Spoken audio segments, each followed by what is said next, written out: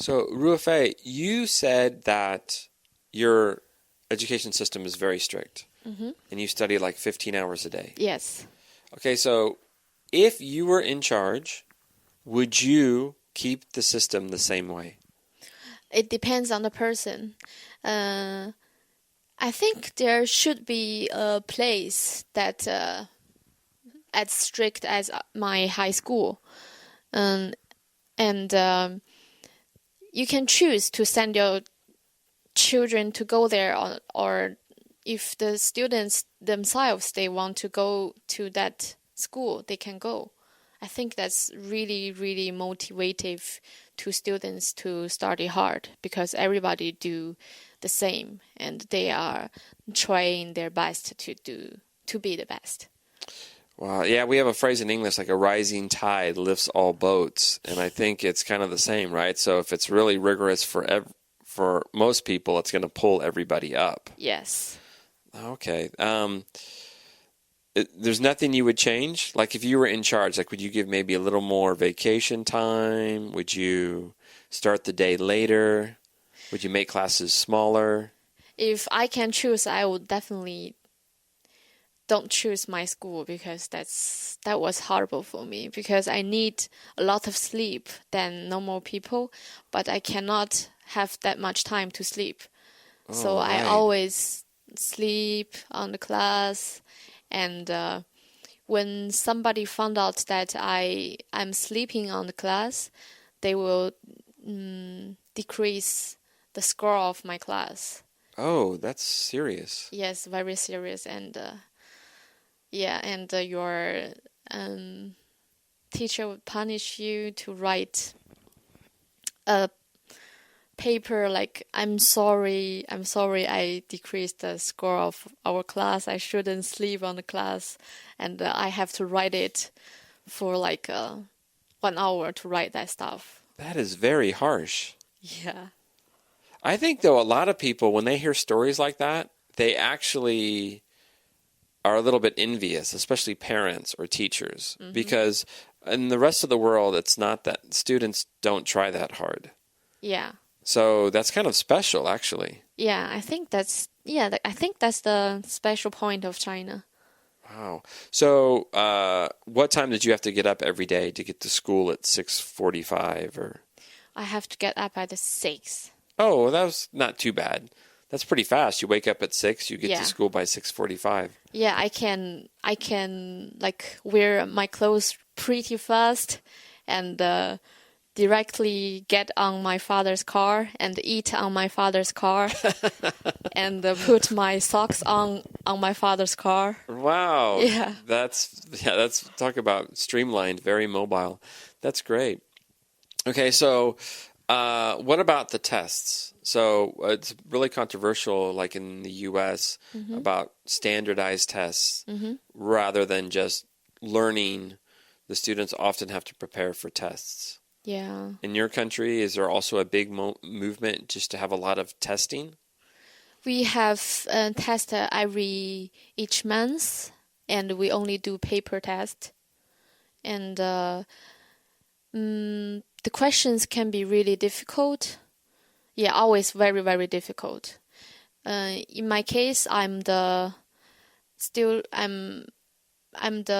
like a middle Middle of the pack, as we say. the middle of the pack. And for mathematics, we have totally 150 scores, and probably I can get 60 to 70. Wow, that's a big range of. I mean, do some students get 100%? No. No? If you get more than 120, you are really brilliant. So the question's always really, really difficult. Can the teacher get 150? I'm not sure. Well, I have to admit, because even like English teachers will tell you, and they're lying if they don't admit this, even on tests like the TOEFL, it's very hard for a teacher to get 100%. Just not because of knowledge, but because of concentration. Yes, right? Exactly. We have a lot of questions, and some of them, they are kind of tricky. Right. Yeah. And so they mislead you a little bit. Yeah. Oh, no. That's great. So you took all these courses. What was the course you were best at and the course you were worst at? English was my worst at. Oh, no, your English is wonderful. Really? Yeah. Oh, I disagree. It was. Oh, okay. Well, actually, how do you learn English in China? Actually, my speaking skills, I get it from my traveling. I did solo traveling last year. Wow, you've learned a lot quickly. And thank you. That's great. That's really inspirational, I think, for a lot of the students that listen to this site. 1 year. Yeah. Fantastic. But the thing I have to mention about it is you have to know a lot of words.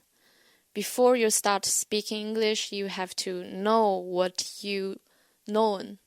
Like you have to remember a lot of words, and then you can use it when you have to use it. Okay, right.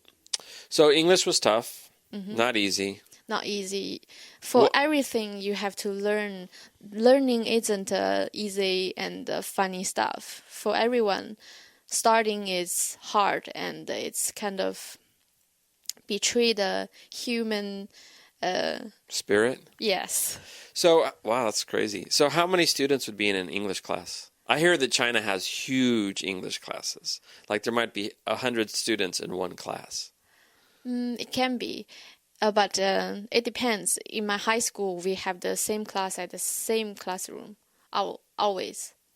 And in my university, we have 30 students in my English class. Oh, that's good. That's kind of normal. That's still a lot for an English teacher. That's a lot. But was your teacher usually Chinese or an international teacher? Chinese teacher. Chinese teacher. Okay. And so there was a big stress on grammar and vocabulary, things like that? Yes. How about listening? We only do the audio listening test.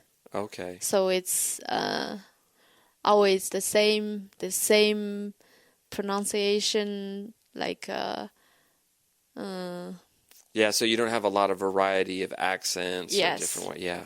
Okay. We have to introduce Ello to China. The Yeah. website. Yeah, cool. So what was your best subject? My best subject was mathematics. Oh, great. Yeah, that's impressive. I have a degree in economics, and there's a lot of math, and I went to a good school, but I was not strong at math, and I was terrible at physics. And so physics and economics are kind of related, but not really. I did not do very well in physics. So how are you at physics? I love all the math stuff. Also included physics, because you also have to use a lot of mathematics on your physics. And for the physics, you have to know the formula very well, then you can use it.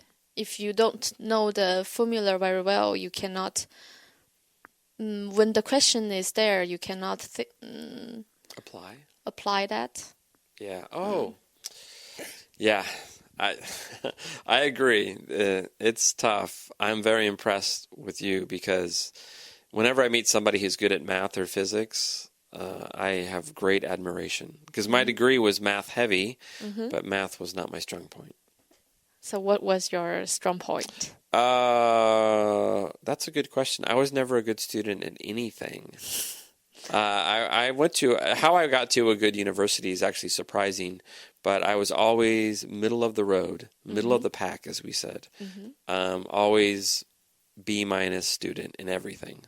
I see. Yeah, I was not exceptional like you.